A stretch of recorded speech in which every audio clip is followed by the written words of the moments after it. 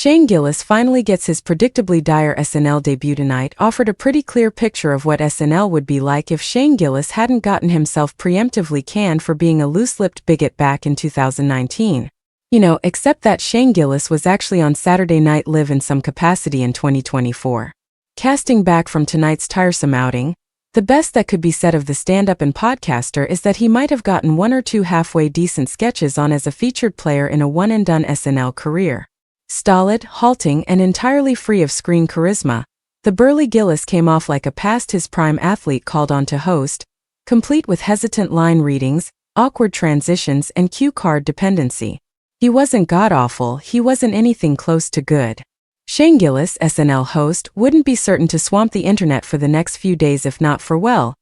if somehow you don't know, Shane Gillis was hired as an SNL featured player in 2019, alongside Bowen Yang and Chloe Fineman, before tapes from his paywalled podcast Matt and Shane's Secret podcast, co-hosted with Matt McCusker, were unearthed by writer and former Paste editor Seth Simons and others. In those recordings, Gillis drops gay slurs, anti-Asian slurs, and other bigoted bullshit,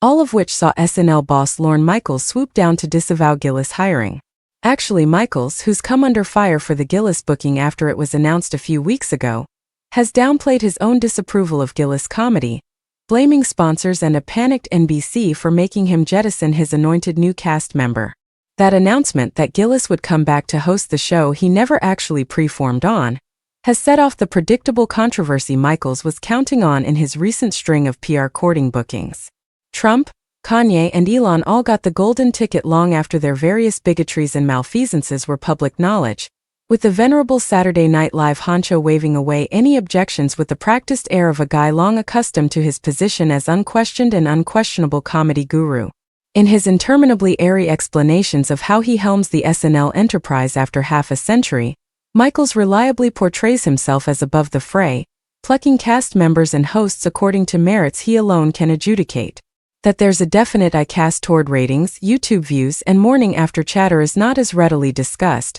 although as with Gillis booking, those invaluable eyeballs are assuredly what Michaels is going to get.